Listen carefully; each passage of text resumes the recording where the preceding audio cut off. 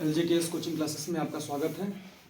आज हम पढ़ने वाले हैं क्लास 12th सूक्ष्मदर्शी एवं दूरदर्शी के बारे में। सूक्ष्मदर्शी एवं दूरदर्शी से हर साल एक प्रश्न आपको देखने को मिलते हैं। ये बहुत ही इम्पोर्टेंट टॉपिक है। सूक्ष्मदर्शी को पढ़ने से पहले हमको दर्शन कोण के बारे में पढ़ना होगा। सबसे पहले देख लीजिए दर्शन कोण क्या होता है। ये ह्यूमन आई है, मानव नेत्र है। कोई ऑब्जेक्ट है उसके सामने, नेत्र के सामने कोई भी वस्तु है, तो वस्तु के द्वारा नेत्र के लेंस पर कितना कोण अंतरित होता है।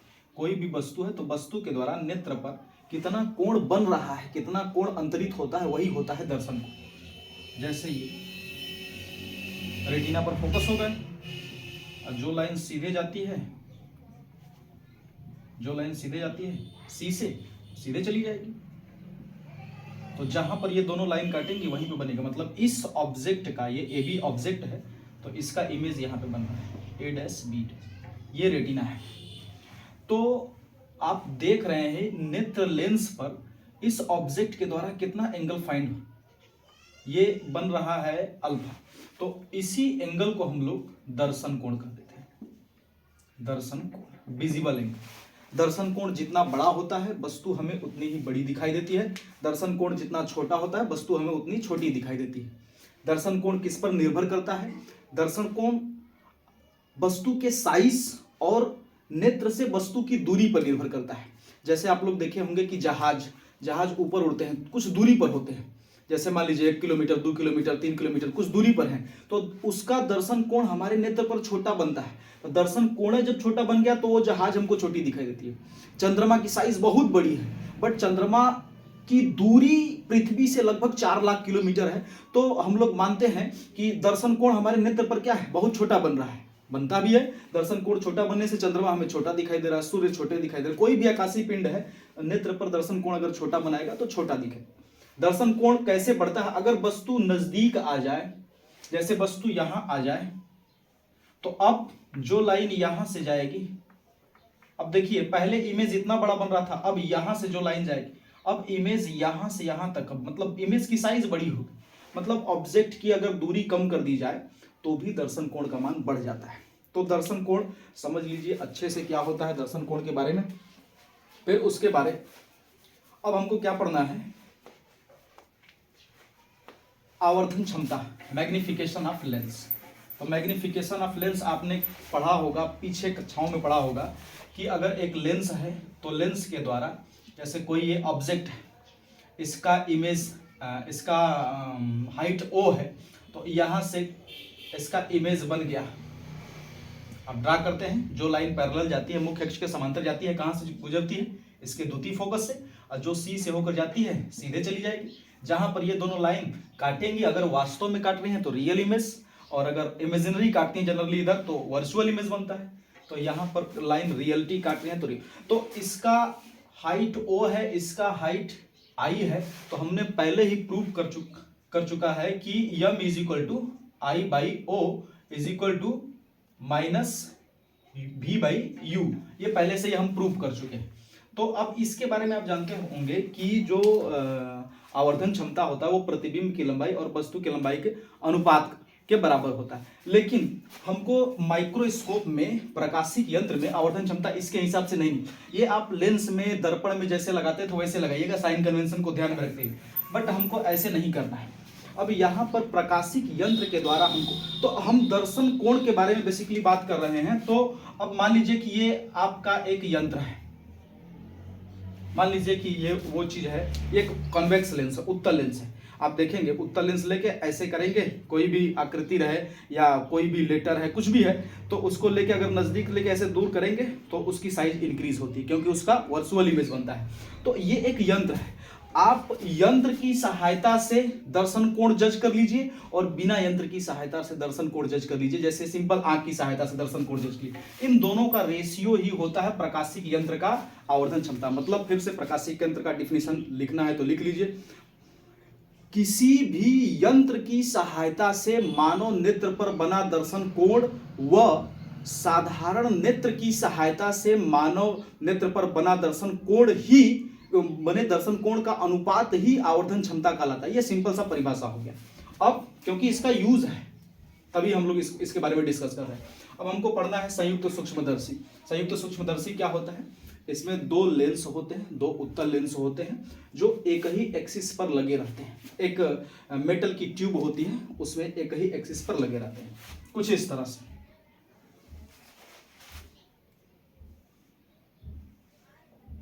एक लेंस ये हो गया, दूसरा लेंस ये है। इस लेंस की फोकस दूरी कम होती है, इस लेंस की फोकस दूरी ज्यादा होती है। ये लेंस ऑब्जेक्ट की तरफ होता है, मतलब वस्तु की तरफ होता है, तो इसको हम लोग अभिदृश्यक लेंस बोलते हैं। अभिदृश्यक लेंस। और जो लेंस नेत्र की ओर होता है उसको हम लोग नेत्रिका बोलते हैं, आईपीस नेत्रिका बोलते हैं। अब इसके सामने कोई ऑब्जेक्ट है, सपोज कर लीजिए कि यहां पर कोई ऑब्जेक्ट है। अब या इसका फोकस भी डिसाइड कर दीजिए। ये हो गया इसका फोकस, प्रथम फोकस, और डिस्टेंस को ध्यान में रखते हुए इसका द्वितीय फोकस भी डिसाइड कर दिया। तो जो लाइन मुख्य अक्ष के पैरेलल जाएगी, समांतर जाएगी, कहां से गुजरेगी? द्वितीय फोकस से। तो द्वितीय फोकस से गुजार दिया।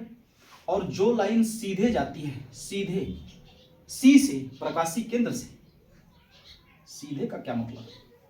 सी से होकर जाएगी तो सीधे चली जाएगी। मतलब थोड़ा सा इसको इधर एडजस्ट कर लेते हैं अपने हिसाब से।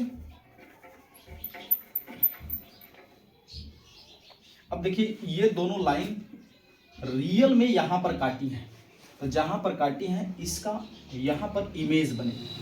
अब इसके जस्ट बगल में एक दूसरा लेंस रहता है।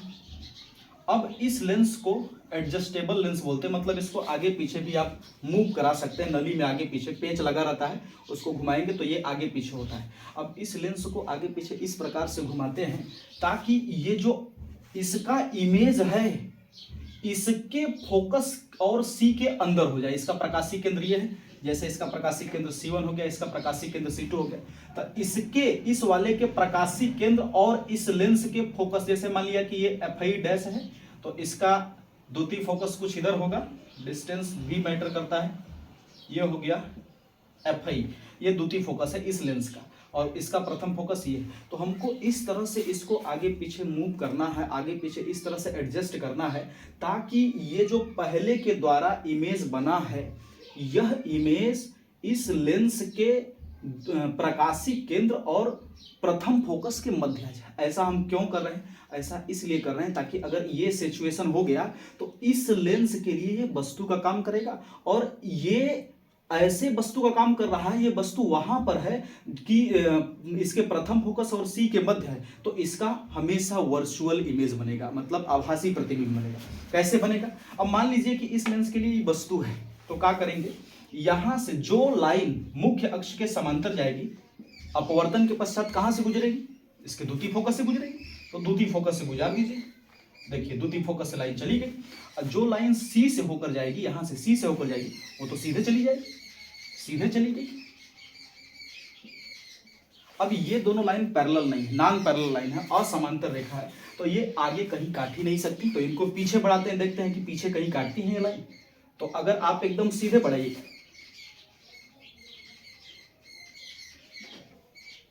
देखिए कहीं भी काट सकते हैं, ऐसा नहीं कि इस लेंस के इधर या इधर, कहीं भी काटे, डजंट मैटर। अब किरण जहां काटेगी वहीं पे काटिएगा, ये नहीं कि लहरियाए दे, जिधर काटेगी वहीं पे काटिएगा। और पेपर में फिगर ऐसा बनाना है कि कॉपी में एडजस्ट हो जाए। क्या पता चल रहा है कि दूसरे पेज पे काट रहा है, तो ऐसा भी नहीं करना है। तो जहां पर ये काट रहा है वहां पे बनेगा इसका वर्चुअल इमेज बनेगा, ये फाइनल इमेज बना है। इसी इमेज को हम लोग अंतिम प्रतिबिंब, अब इसका हम लोग नामकरण कर दे रहे हैं। देखिए ABD, ये कुल मानना भी बहुत जरूरी है। AB, इसको AB मान लिया, तो इसको आप कर लीजिए A डैश B डैश, क्योंकि बड़ा हेल्प करेगा डेरिवेशन करने में, और उसका डेरिवेशन बहुत ही ज्यादा इंपॉर्टेंट। और क्या एज्यूम करना है? ये तो सारा एज्यूम कर ही लिया। ये है आपका, ये FO डैश है, तो ये हो गया आपका EFO हो गया। अब डिस्टेंस ले लीजिए, डिस्टेंस ये है अभिदृश्यक, ये हो गया आपका अभिनेत्र या नेत्रिका। अब यहां से कोई आंख लगा के अपना देखेगा, यहां से कोई भी पर्सन देख, आंख पे मर जाइएगा, डर लगेगा आपको रात में। तो अब इसमें क्या करेंगे, सारा डिस्टेंस दिखा दीजिए। लेंस से मतलब अभिदृश्यक लेंस से इस वस्तु की दूरी, वस्तु की दूरी को जनरली हम लोग यू से रिप्रेजेंट करते हैं। अब ये अभिदृश्यक है, ऑब्जेक्टिव लेंस है, तो अब ये दूरी जनरली हम लोग रिप्रेजेंट कर लिए, यहां से यहां तक की ये दूरी जो है रिप्रेजेंट कर लिए यू नॉट से। अब इधर की दूरी है तो हमेशा क्या लेंगे, माइनस में लेंगे। फिर उसके बाद इसके द्वारा ये इमेज बना है, तो यहां से लेके यहां तक की जो दूरी है, इमेज के डिस्टेंस को हम लोग भी से रिप्रेजेंट करते हैं, तो ये डिस्टेंस हो जाएगा भी ना।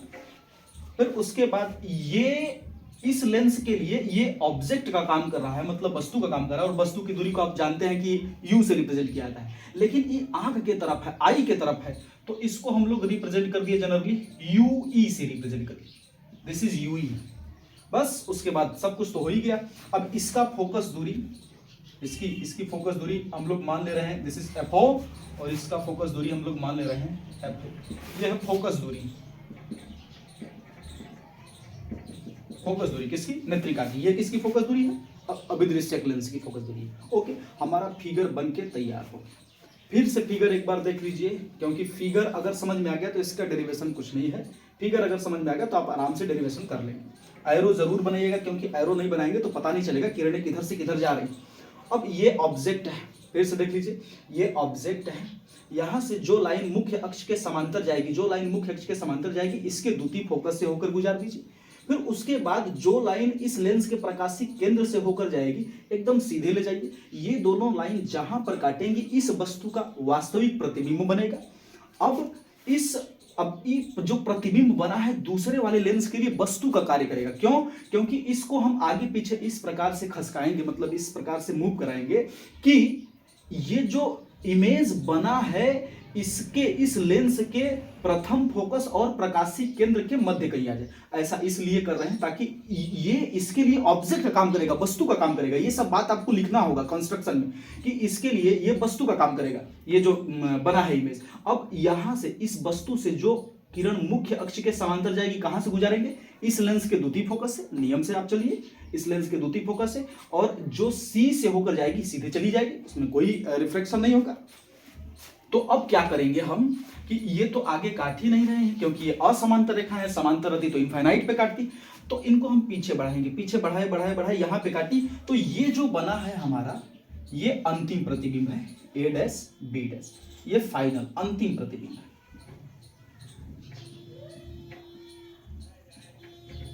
ये बकायदा फिगर हो गया।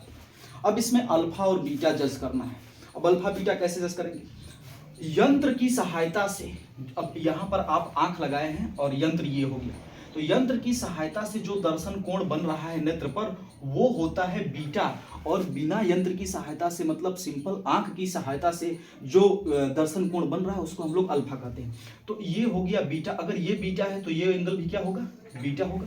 अब सिंपल आंख मैं बोल रहा हूं, तो सिंपल आंख कुछ इस तरह से, जैसे ये मान लीजिए कि ये हम सिंपल सा आई ड्रा कर दिए, और यहां पर एक ऑब्जेक्ट है, यही वाली ऑब्जेक्ट है, ए बी ऑब्जेक्ट है।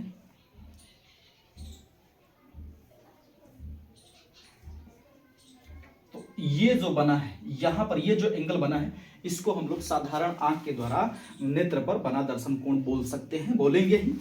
ये एरो जरूर बनाइएगा, तभी पता चलेगा किरणें कैसे गई हैं।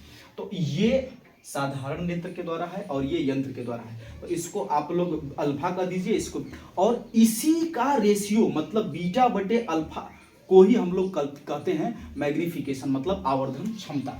अब हम लोग कैसे निकालेंगे, तो ये फिगर हमको इरेज करना पड़ेगा, या थोड़ा सा हम इधर आते हैं, फिर हमको इरेज करना पड़ेगा, आप लोग नोट कर लीजिएगा। तो क्या कर रहे हैं, हमको निकालना है आवर्धन क्षमता। तो लिख रहे हैं आवर्धन क्षमता m। तो m इज इक्वल टू क्या हो जाएगा, बीटा बाई अल्फा। अगर ये दर्शन कोण जो है अगर छोटे हो, यहां पर कंडीशन डाल दीजिएगा कि यदि अल्फा व बीटा बहुत सूक्ष्म हो, यदि अल्फा और बीटा बहुत सूक्ष्म हो तो आप इसको मतलब छोटे एंगल के लिए, लिमिट के रूल से हम लोग छोटे एंगल के लिए हम लोग इसको ऐसे लिख सकते हैं, m is equal to tan beta upon tan alpha लिख सकते हैं, नो प्रॉब्लम, चलेगा। अब इसके बाद क्या करिए, इस यहाँ से टेन बीटा की वैल्यू भर दीजिए और यहाँ से टेन अल्फा की वैल्यू भर दीजिए। ये नेत्र पर हम लोग डी दूरी पर बनाने चाहते हैं, डी दूरी पर, इधर की दूरी है तो माइनस डी। अब इस वाले ट्रिंगल से, ये छोटे ट्रिंगल से आप टेन बीटा बता दीजिए क्या होगा। इस छोटे ट्रिंगल, कौन सा ट्रिंगल है, C2A डैश B डैश, ये B डैश है, C2A डैश B डैश से आपको टेन बीटा बताना है। तो टेन बीटा, टेन की वैल्यू क्या हो जाएगी, लंब बटे आधार, परपेंडिकुलर अपान बेस। तो A डैश B डैश, इसकी वैल्यू देखिए मैं लिख रहा हूं, A dash B dash upon इसका base A dash C2 whole upon, अब यहां से आप बता दीजिए तो ए बी अपान ये क्या हो जाएगा डी। तो इधर का डिस्टेंस है, सारा डिस्टेंस माइनस में लेंगे तो जो भी ये साइन कन्वेंशन हो उसके अनुसार सब कुछ भरना है। तो चलिए भरते हैं, वैल्यू पुट करते हैं, इसको कैलकुलेट करिए। तो हो जाएगा A dash B dash upon A dash C2 multiply by minus D गया ऊपर अपान ए बी। अब मैं इसको क्या ऐसे लिख सकता हूं, A dash B dash upon A B, इसको लिख दिया पहले ए बी को लिख दिया, फिर उसके बाद मल्टीप्लाई ये minus D upon A dash C2। A dash C2 की वैल्यू पुट कर दीजिए, ए डैश C2 कहीं है, यस, ए डैश C2 मतलब ये ऑब्जेक्ट की, तो इधर का डिस्टेंस ये भी माइनस, तो ये हो गया माइनस UE। तो ये माइनस से माइनस कैंसिल आउट हो गया, आपका ये इक्वेशन एक बन गया, A dash B dash upon A B multiply by D by UE। ये m की वैल्यू प्राप्त हो गई। अब इसको हम एक इक्वेशन मान ली। अब यहां पर हमको कंडीशन चलाना है, मतलब एक प्रकार का केस चलाना है। तो हमको पेज चाहिए, इरेज करना पड़ेगा कुछ, क्योंकि बिना इरेज किए तो हम कर नहीं पाएंगे। तो मैं ऊपर का ये सब मिटा रहा हूं।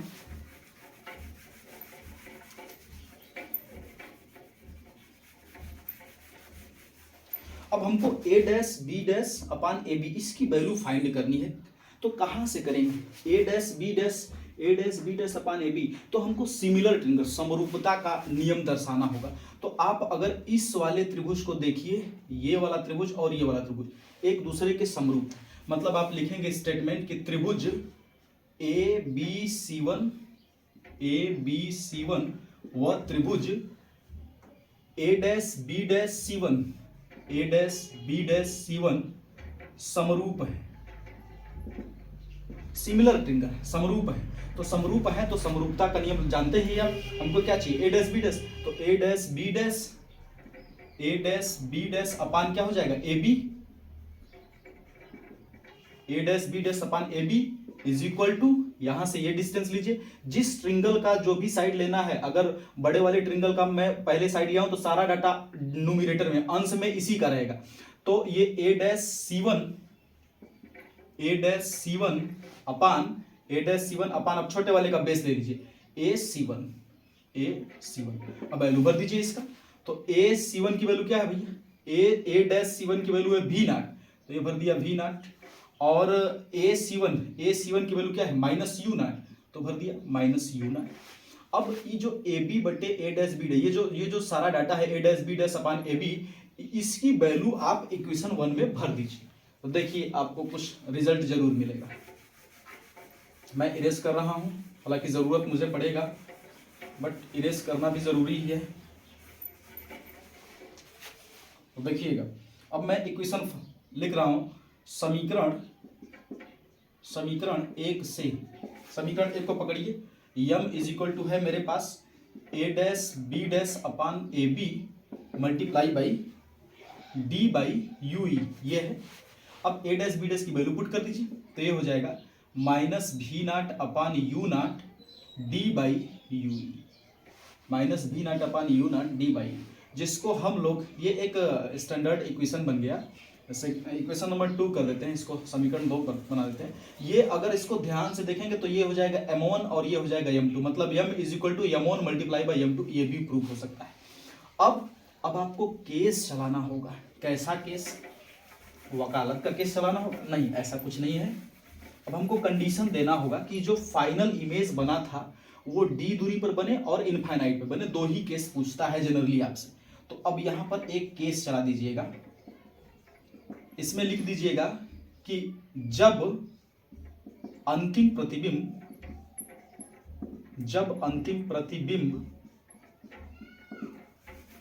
स्पष्ट दृष्टि की न्यूनतम दूरी डी पर बने, तो देखिएगा अंतिम प्रतिबिंब डी पर बनने का मतलब कि v की वैल्यू हम लोग को क्या लेना है, डी लेना है, और इधर की डिस्टेंस हमेशा माइनस में लेंगे। तो अंतिम प्रतिबिंब नेत्र के द्वारा, तो यहां पर ये v हो जाएगा, और फार्मूला हम जानते हैं लेंस का, सूत्र आपको कक्षा 10 में पता होगा कि 1/f बराबर होता है 1/v माइनस 1/u। अब हम अभिनेत्र लेंस की बात कर रहे हैं, क्योंकि वहां से हम देख रहे हैं, यहां से इसकी सहायता से हम देख रहे हैं, तो सारा कुछ एफ हो जाएगा, एफ बराबर ये हो जाएगा आपका, इसको तो भर लेंगे, और ये हो जाएगा यूई। तो चलिए सारा डाटा साइन के साथ चिन्ह के अनुसार सारा डाटा भरते हैं। तो 1/f is equal to 1/v की वैल्यू क्या भर दें, माइनस डी, माइनस 1/ui की वैल्यू भी माइनस में भरेंगे क्योंकि इधर था, तो माइनस ui, तो माइनस माइनस क्या हो गया प्लस, और ये इधर आएगा क्या हो जाएगा प्लस, तो 1/fi, तो ये इस तरफ आया 1/d बराबर 1/ui, मतलब 1/ui की वैल्यू 1/ui की वैल्यू अब हम इस इक्वेशन में भर देंगे और हमारा आंसर आ जाएगा। देख लीजिएगा, बस आंसर के बहुत करीब है। तो फ्रॉम इक्वेशन 2 मतलब समीकरण 2 को उठाइए, तो m इज इक्वल टू है minus v not upon u not, bracket में है d बाई ui, ब्रैकेट में d बाई ui। तो अब क्या करते हैं, इसको हम ऐसे भी लिख सकते हैं, minus v not upon u not d multiply by 1/ui, d multiply by 1/ui, ऐसे कर सकते हैं ना। तो 1/ui न लिख के मैं डायरेक्ट इसकी वैल्यू पुट कर दूं, तो मैं क्या करूं, 1/ui की जगह ये पूरा वैल्यू पुट कर दिया, ब्रैकेट में 1/d प्लस 1/fi। अब इसके बाद क्या करें, इस d का मल्टीप्लाई कर दीजिए, तो जब ये d का मल्टीप्लाई अंदर वहां करेंगे तो क्या आ जाएगा, तो आ जाएगा आपका d का मल्टीप्लाई करना है, तो देखिए m इज इक्वल टू क्या आ जाएगा, m इज इक्वल टू आ जाएगा minus v not upon u not, minus v not upon u not in A bracket, d का मल्टीप्लाई करेंगे तो d से d कैंसिल आउट हो जाएगा, 1 हो जाएगा, 1 प्लस d का मल्टीप्लाई 1 में d बाई एफ आई, यही हमारा फाइनल रिजल्ट है, ये हमारा सूत्र है। ये इस फार्मूले का यूज हम लोग तब करेंगे जब अंतिम प्रतिबिंब कहां पर बने, डी दूरी। और इस केस में, इस फार्मूले की स्थिति में सूक्ष्मदर्शी की जो लंबाई होगी, तो सूक्ष्मदर्शी की लंबाई यहां पर लिख सकते हैं, सूक्ष्मदर्शी की लंबाई, इस स्थिति में सूक्ष्मदर्शी की लंबाई किसके इक्वल हो जाएगी, तो L इज इक्वल टू हो जाएगा v नॉट प्लस ui के इक्वल हो जाएगा, v नॉट प्लस ui, ध्यान दीजिएगा इस पर भी क्वेश्चन बहुत बार आते हैं, v नॉट प्लस ui के इक्वल हो जाएगी, और इसको मार्ट में ले लीजिएगा, ये तो प्लस में ऑलरेडी रहता है, इसको प्लस में ले लीजिएगा क्योंकि डिस्टेंस है, नेगेटिव नहीं होगी। माइनस में अगर डाटा आ रहा है तो माइनस में मैग्निफिकेशन आने का मतलब ये हुआ कि ऑब्जेक्ट अगर ऊपर था तो इमेज इसका नीचे की तरफ बन रहा है, मतलब उल्टा बन रहा है, इसीलिए माइनस में आ रहा है और कुछ नहीं। फिर दूसरा केस हम लोग चलाते हैं, ये तो पहला केस हो गया। अब दूसरे केस में हम लोग को क्या करना है, यहाँ पर लिखना है कि जब अंतिम प्रतिबिंब अनंत पर बने, दो ही कंडीशन होता है, जब अंतिम प्रतिबिंब डी दूरी पर बनता है और जब अंतिम प्रतिबिंब अनंत पर बनता है। तो डी दूरी का तो पूरा आपको ब्यौरा दे दिया, ये फाइनल आंसर है। उस स्थिति में सूक्ष्मदर्शी की लंबाई ये है। अब हम लोग को एक और प्रूफ करना है, जब अंतिम प्रतिबिंब इनफाइनाइट पे बने, अनंत पे बने, तो उसके लिए क्या करते हैं, ये मैं इरेज कर रहा हूँ, आप लोग नोट कर लीजिएगा, ये मैं इरेज करने जा रहा हूँ ताकि मेरा इतने में ही हो जाएगा। तो जब अंतिम प्रतिबिंब अनंत पर बने तो उसके लिए v की वैल्यू क्या हो जाएगी, इनफाइनाइट। तो ये 1/fi is equal to 1/, same formula, तो यहाँ पर क्या कर दें 1/इनफाइनाइट। अरे वाह, मेरा तो बन गया, आपको बनाना होगा। तो 1/fi is equal to 1/u। तो अब इसके बाद सेम वही समीकरण 2 से वही यही वाला समीकरण फिर से उठाते हैं, तो d बाई यू है। तो अब हम लोग क्या करने वाले हैं, minus v not upon U not multiply by D by 1/u है। तो 1/u की वैल्यू क्या भर दें 1/fi। तो इसको अगर मैं मल्टीप्लाई करूं या सेट करूं तो फाइनल आंसर ये आ जाएगा, m is equal to minus v not upon U not D by F I, ये। और इस केस में जो लंबाई होगी वो L is equal to V not plus F I के इक्वल होगी। ऐसा क्यों हो रहा है, अगर इसको आप देखना चाहते हैं तो इसका मैं छोटा सा फिगर भी ड्रा कर दे रहा हूं। देखिए ये हो गया ऑब्जेक्टिव लेंस, अभिदृश्यक लेंस जो वस्तु की ओर था। अब अनंत पर प्रतिबिंब बनाना है, तो आप सोचिए अनंत पर प्रतिबिंब कब बनता है, जब वस्तु कहां हो, फोकस पर हो। तो अब हम क्या कर दिए, पहले तो वही सेम कंडीशन लगाए, पहले इसका इमेज बना लेते हैं। तो जो मुख्य अक्ष के समांतर जाएगी कहां से गुजरेगी, इसके द्वितीय फोकस से, और जो सी से होकर जाएगी वहीं पे तो काटेगी। तो यहां पर बन गया इसका इमेज, एरो जरूर दिखाइए। अब इसके इमेज को, क्योंकि इसके जस्ट बगल में हमको दूसरा वाला लेंस लगाना है, इसके इमेज को वहां पे रखना है, कहां पे रखना है, इसके प्रथम फोकस पर रखना है। मतलब इस लेंस का प्रथम फोकस ये है सर एफ आई डैश, तो यहां पर इधर द्वितीय फोकस तो इधर हो गया, डिस्टेंस देख लीजिएगा, ये एफ आई हो गया। तो अब ऐसा इसलिए कर रहे हैं क्योंकि अगर वस्तु, इसके लिए तो ये वस्तु का काम करेगा, इस लेंस के लिए वस्तु का काम करेगा जो इसका प्रतिबिंब है। तो अगर वस्तु लेंस के प्रथम फोकस पर होती है तो उसका प्रतिबिंब अनंत पर बनता है। कैसे बनता है देख लीजिए, जो लाइन मुख्य अक्ष के समांतर जाएगी कहां से गुजरेगी, द्वितीय फोकस से, द्वितीय फोकस से गुजर दिया, और जो लाइन सी से होकर जाएगी सीधे चली जाएगी। अब ये दोनों लाइन क्या हो गई, पैरेलल, ये दोनों लाइन पैरेलल हो गई। तो जब पैरेलल लाइन है तो पैरेलल लाइन कहां पे काटेंगी, इनफाइनाइट पे काटेंगी। तो इस स्थिति में अब यहां से यहां तक का डिस्टेंस आपका क्या था, वी नॉट, ये वी नॉट था, और ये क्या था, ये तो फोकस दूरी ही है, ये तो एफ ही है। तो दोनों, अब सूक्ष्मदर्शी की लंबाई यहां से यहां तक के, सूक्ष्मदर्शी की लंबाई किसे कहते हैं, अभिदृश्यक और नेत्रिका के बीच की जो दूरी होती है वही दूरी सूक्ष्मदर्शी की लंबाई होती है, संयुक्त सूक्ष्मदर्शी की लंबाई होती है। तो L बराबर अब की बार V not plus F I कर दिया। ये देखिए फिगर भी आपका तैयार है। तो इस तरह से आप सूक्ष्मदर्शी, संयुक्त सूक्ष्मदर्शी का पूरा पार्ट क्लियर कर लिए हैं। अब इसको अच्छे से बाकायदे फिर से एक बार रिवाइज कर लीजिएगा, अपने से नोट करिएगा। अगर आपको फिगर बनाने आ गया और फिगर में समझ में आ गया कि कहाँ पे अल्फा बीटा है, कैसे क्या बन रहा है, तो आप इधर समरूपता का केस दिखाए हैं, पहले वाले केस में समरूपता का केस दिखा के बस उसको सेट करना, और कुछ खास है नहीं। और यहाँ से क्वेश्चन बोर्ड में आते ही आते हैं, तो इसको बहुत अच्छे से तैयार कर लीजिए। Okay, thank you.